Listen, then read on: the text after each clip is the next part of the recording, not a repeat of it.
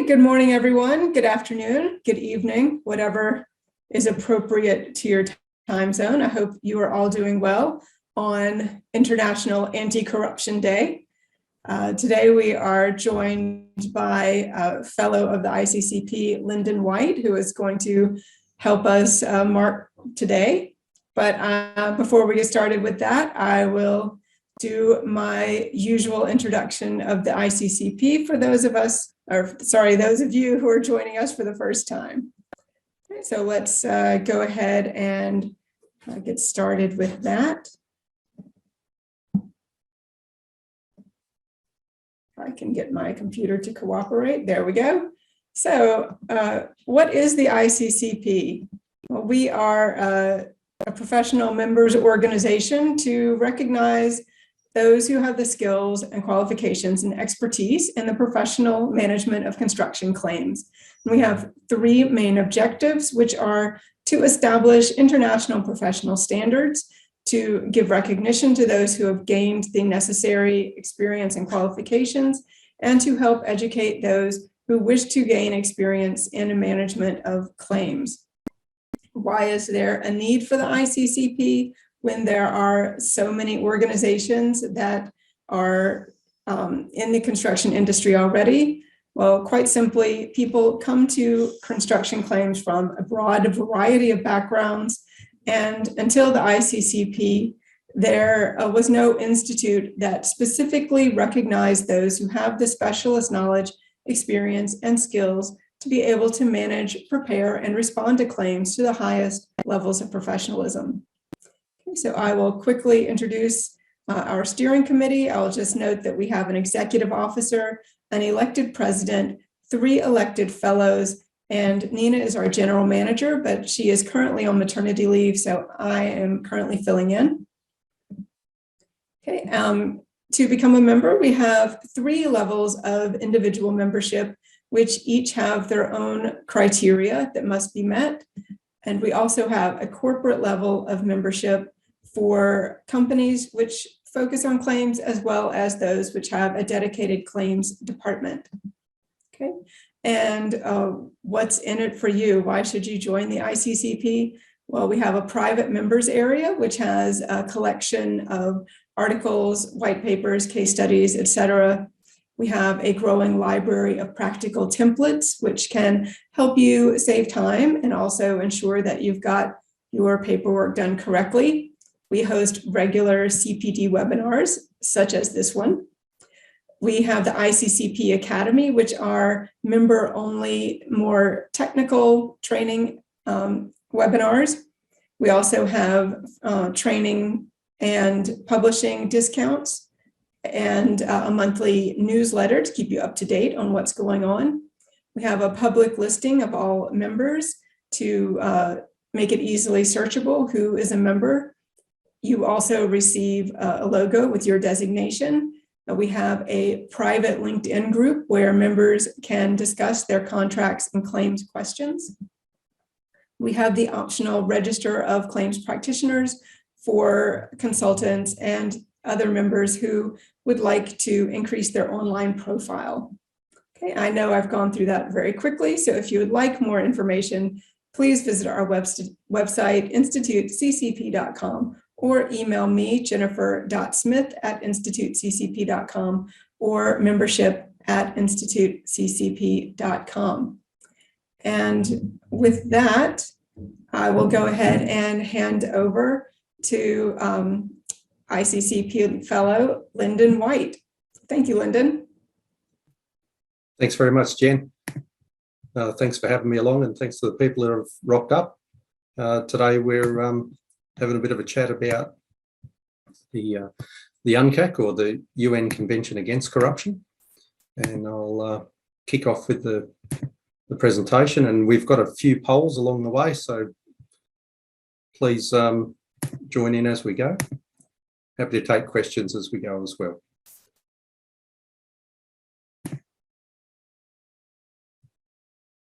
And if we can just do that. There we go. Okay, so today is International Anti-Corruption Day, and that came about by the the United Nations Convention Against Corruption, which was first brought out in 2004 and ratified by 188 now of 193 countries in the UN. But just as a bit of a general intro about what I'll be talking through here, it's a fairly basic approach to the UNCAC, as we'll call it. And the sorts of things that I wanted to talk about is the UNCAC itself, how corruption is defined, how the UNCAC and its various country laws that flow from there apply to the ICCP members, issues that can arise along the way, some basic and essential steps for the members in relation to corruption, and then some questions and references. I think the slides will be handed out after this or to the attendees and then kept on to the ICCP website. But just a couple of quick notes there. One is that corruption, corrupt conduct, corrupt practices can be defined and viewed differently in many countries where people operate. But, you know, when you're identifying, recording and reporting corruption, make sure it's safe to do that. The second thing is that I wanted to disclose is that I don't receive anything for this, and this is part of transparency, as part of the corruption side of things, although I am a fellow of the Institute. So the UN Convention Against Corruption, publicly available document, it's got all the key messages in there and commitments from the state parties in relation to preventative measures against and criminalisation of corruption in the public and private sectors.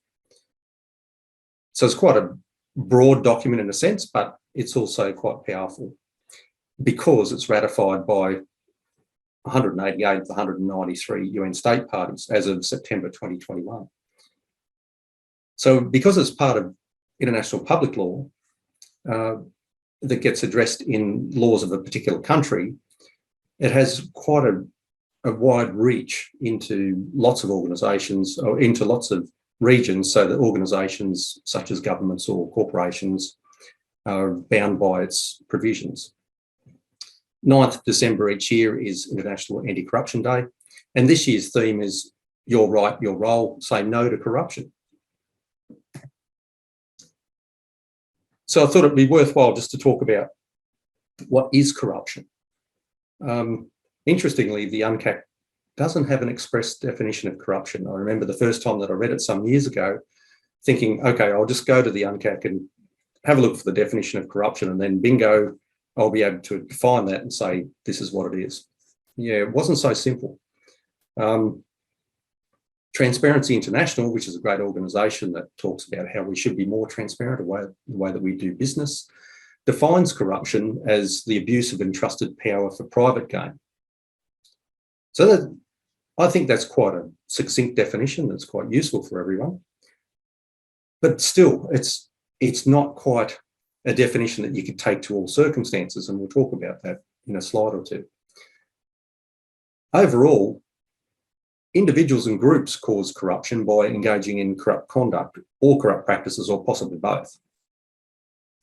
And then you've got to ask yourself then, well, what constitutes corrupt conduct or corrupt practices? And where is it, and how does it manifest? How do they manifest?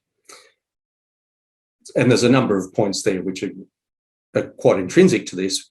It doesn't necessarily mean that they have to be all in place, but you can get the general theme from the bullet points there that dishonesty is an integral part of corrupt conduct and corrupt practices.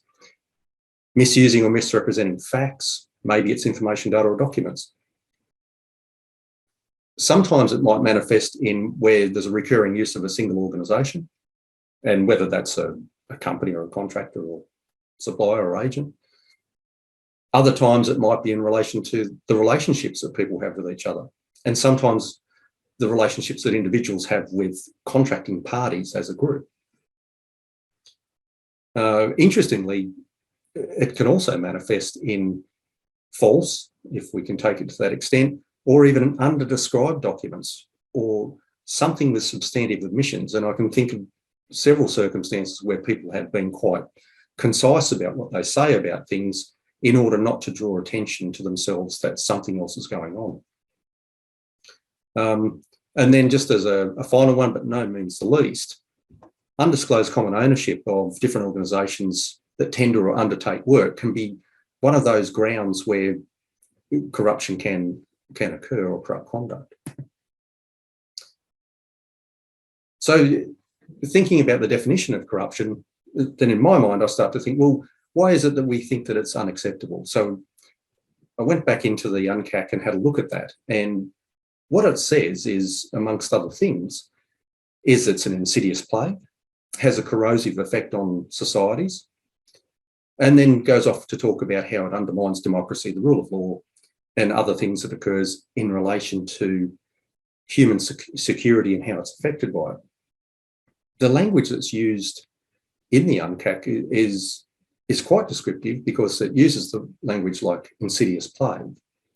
And then further down in the preamble, it talks about an evil phenomenon found in all countries as well, big, rich, big and small, rich and poor. But the text there that I've underlined, importantly for the ICCP, is the way that it affects the way that ICCP members and their stakeholders are affected, which is things like diverting funds for the intended development. I mean, things are tough enough as it is, so that when you're trying to build works or maintain them or do something important in relation to what we do mostly as construction, can be adversely affected by corruption in that sense. The other part to it there is that apart from undermining those things like government's ability to provide the basic services for people, there's a discouragement of foreign aid and foreign investment. So back to the question about why is corruption unacceptable? Well, I think from the foreword in the UNCAC, it's pretty apparent that it goes right to the core of the way that we do business is why it's unacceptable. So we've got a quick poll, Jen. And the question that we've got there is, have you encountered corruption as part of your current role?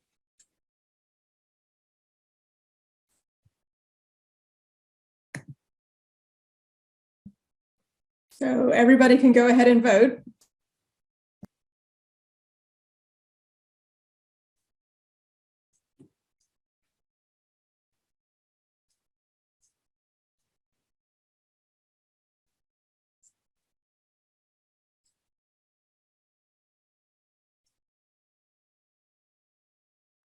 I'll just give a couple more seconds, see if we can get a few more votes.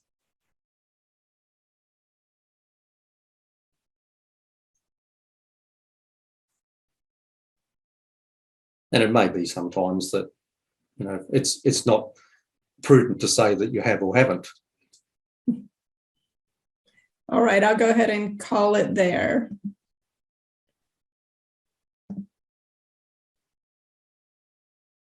Okay.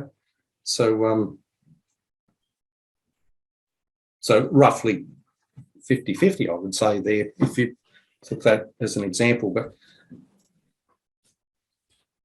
interesting to see that it's sort of aligned with what the UNCAC is about, which is the big and small countries, rich and poor as well, experience.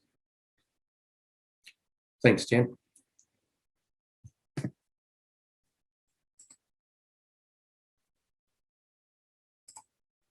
So a bit of a busy slide here, but I just wanted to run through, you know, how does the UNCAC and various country laws apply to the ICCP members?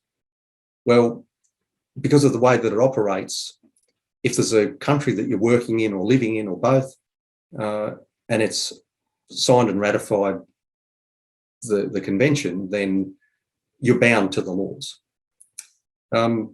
So shifting over to how that applies to members overall, you know, because as part of whatever you do in a particular country, you're already bound. But the ICC membership, when you become a member, there's a code of ethics that you comply with or you're required to comply with.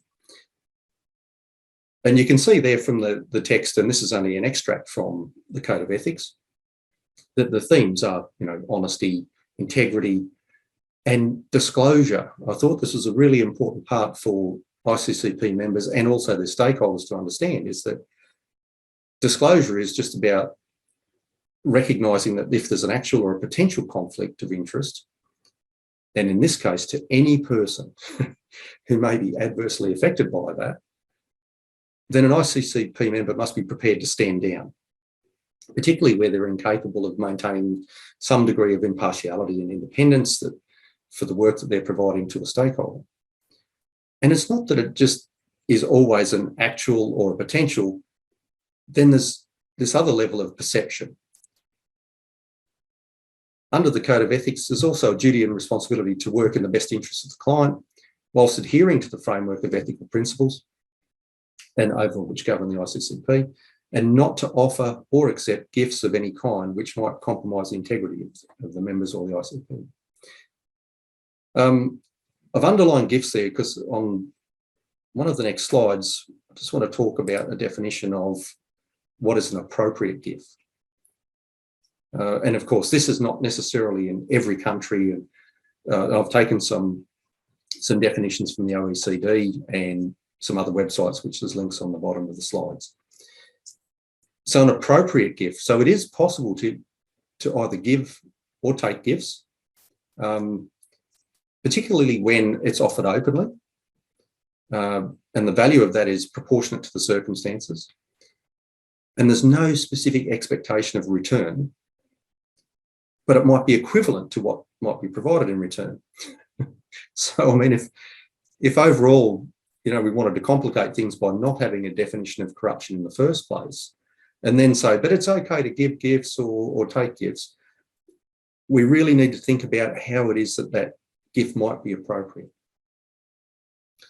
Another definition there that comes up in a bit of legislation in different countries is this definition of active bribery, where someone is actively paying or promising to pay bribes to others.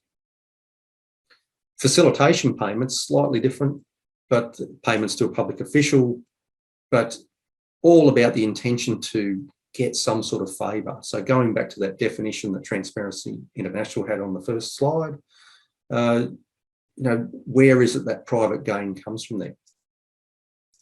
Interestingly, passive bribery, and we'll talk about that one in a couple of slides' time, is the activity of accepting bribes, even if you're not seeking them. And then the final definition that I have on there is about what the OECD defines as a public official, as someone that holds that type of office or power or exercises a public function. So thinking about all of the things that we've been through so far, there's a lot to absorb in there, and I do apologise for things being quite intense in this area. We just wanted to put a couple of slides up about some key concepts here, and if there is any questions along the way, then I'm happy to take those as we go. But some of the key concepts I wanted to put through from some of the member countries for the ICCP members, like in Australia, for example, we talk about corrupt conduct, which comprises that type of definition there, talking about public officials or even a former public official when they're performing an official function where an undue benefit is derived or likely to be derived. So the language of actual and potential, likely, unlikely, always comes into the way that we look at corruption and corrupt conduct. The EU considers that corruption is very close to the Transparency International definition. And in the UK, there's a raft of anti-corruption laws and quite detailed, but I can't recall the exact quantity, but let's say there's a dozen different pieces of legislation, and they go into these other concepts of personation, which I knew there was impersonation, but I didn't realise that procuring personation was another form of impersonation, if you like. Multilateral development banks, they have their own approach to controlling, mitigating, preventing corruption, which includes investigations and sanctions.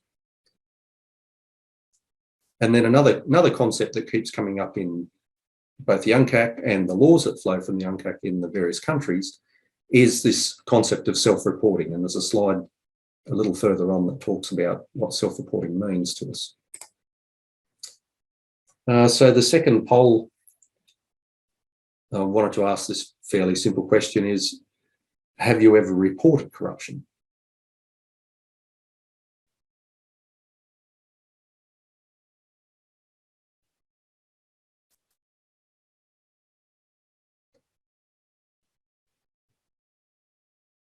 And there's a slide coming up where there's some interesting statistics about the way that corruption is seen and either reported or not reported.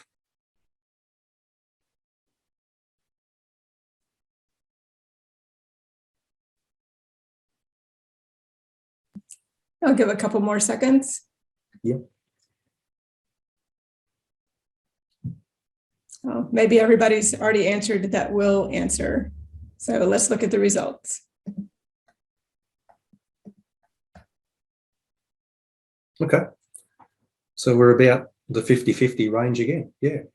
And sometimes, you know, the reporting is a function of having a mechanism to report with, or in the other case, not having one.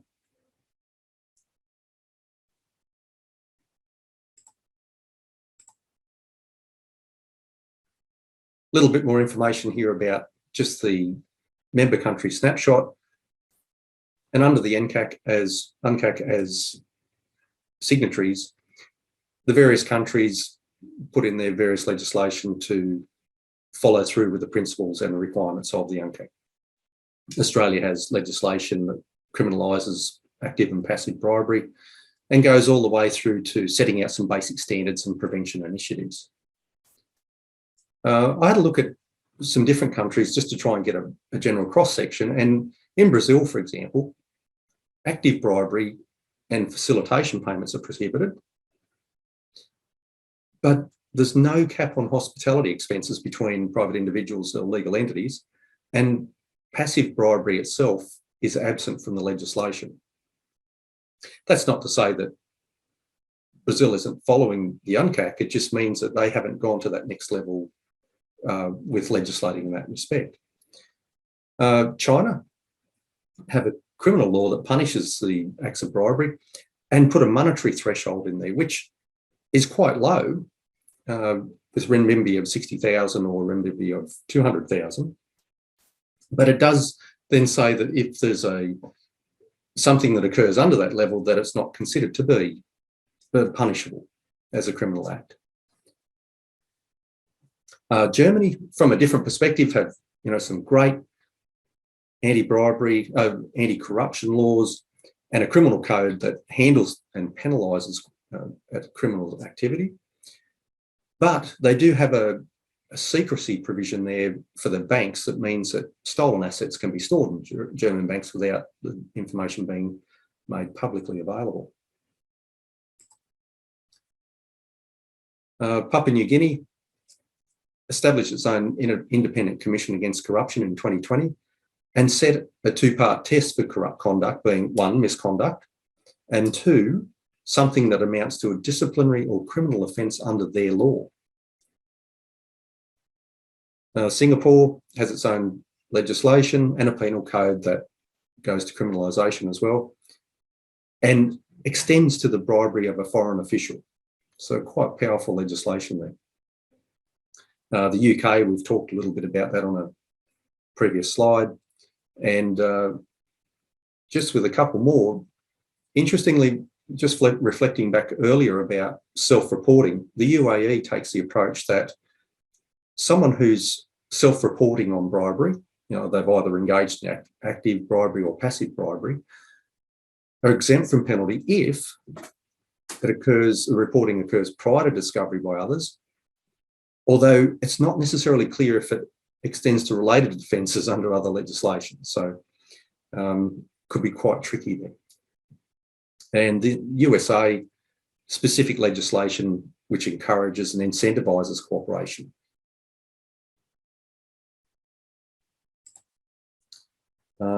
Third poll, just a quick question about does the country where you mostly work promote anti-corruption activities or initiatives?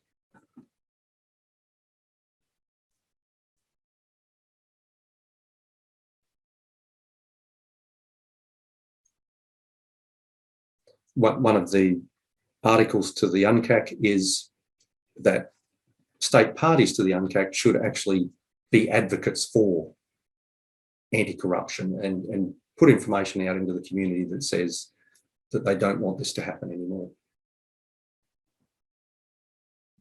Right, a couple more seconds.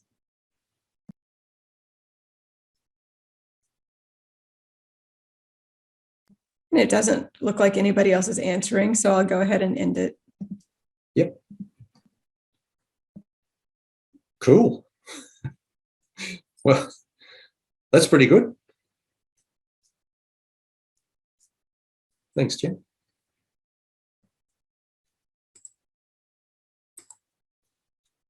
So some of the issues that can arise, I've just listed out a couple, and again, another bit of a busy slide, a bit dense in there, but Alex Gibney, that made a film some years ago, I think in 2006 or 7, around the collapse of Enron, which was called The Smartest Guys in the Room, has this opinion that we should demand that less is secret in relation to governments and corporations, because that's where he considers that corruption flowers.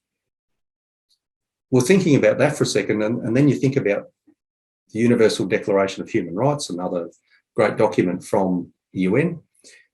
Article 12 talks about that no one shall be subjected to arbitrary interference with their privacy. So we still need to respect secrecy. We still need to respect privacy, even though we want this higher level of transparency. Transparency International considers that, there is a need for reform in secrecy laws in Australia, and mostly in relation to bank account secrecy. And there's been some information in the news recently in Australia in relation to that. A lot of countries and corporations have their own active whistleblower policies and procedures, although in some cases, anecdotally, the whistleblower comes off worse off than what the corporation may or the person that they're reporting. Overall, one of the issues that can arise in relation to corruption and corrupt conduct is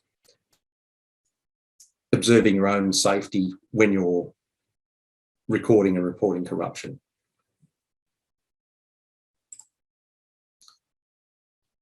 A few slides ago, I mentioned that about reporting corruption, that there might still be some obstacles to that. And there was a document from the Ethics Centre in the EU from 2019 that said 5% of Europeans say that they experienced or witnessed a case of corruption within the previous 12 months. And only 21% of them reported it. Of that, the data says that less than half of the Europeans that engaged in the survey knew where to report the case of corruption. And then on the other part of the chart there, or the figures, it says that, there's a few reasons there why corruption may not be reported. Difficult to prove anything. It'd be pointless because people won't be punished. And then there's no protection for the people who report the corruption. That's a serious matter.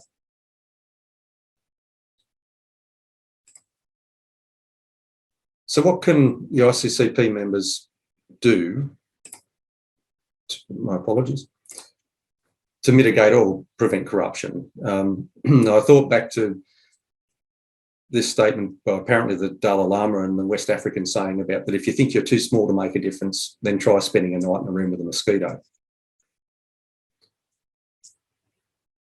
So we should take an active role in talking out about corruption, about being advocates for anti-corruption. And if it's safe for us to do so, we should record and report corrupt conduct, obviously to the correct authorities, so that we can start to prevent or at least mitigate the way that corruption works. So in relation to the ICCP members, I think the simple approach is develop a simple checklist. And I've given some points there, which of course will be available after the session. But also recognising that there is information out there that's available, and there's a bunch of web addresses and other resources at the back of the slides. And noting things like organisations like FICCP, for example, have their own integrity management system, which is similar to a ISO 9001 style quality system, where there's a systemic approach about anti-corruption procedures and those working on infrastructure projects.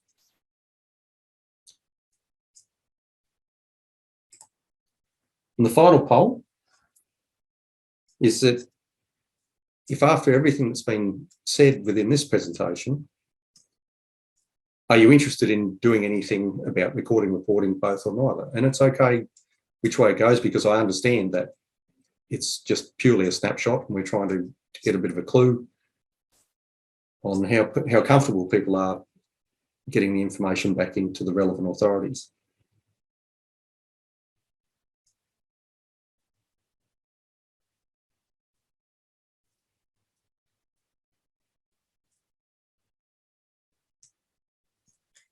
I'll just give a couple more seconds.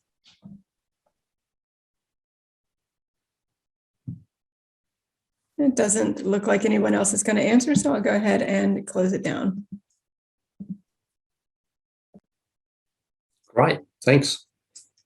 So in those last two polls, it's pretty apparent that we've got people on the line that where they work in organisation or jurisdictions where there's promotion of anti-corruption, and also there's a probability of reporting and recording. Thanks, Jim.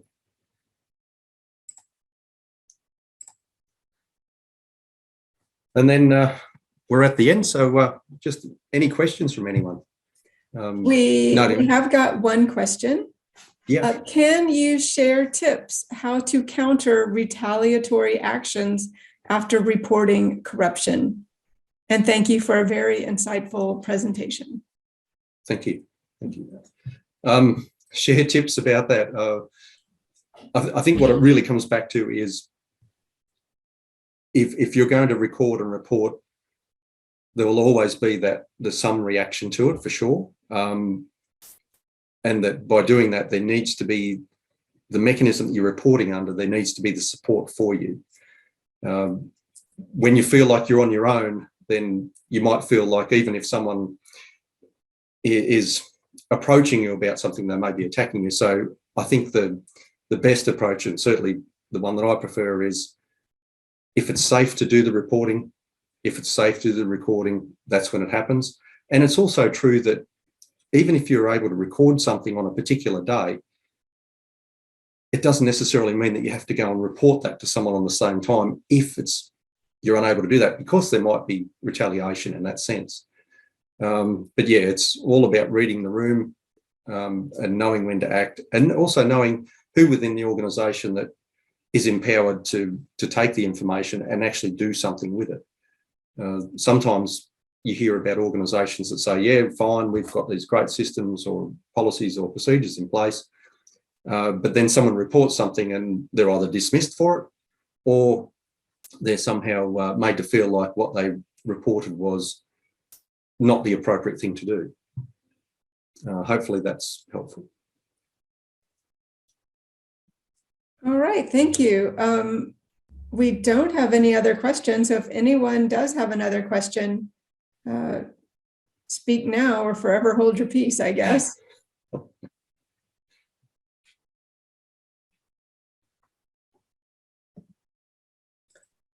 It looks like we haven't got any other questions. So with that, Lyndon, I will thank you very much for helping us mark International Anti-Corruption Day, and for giving everybody, I hope, some tools for dealing with any sort of corruption that they might encounter.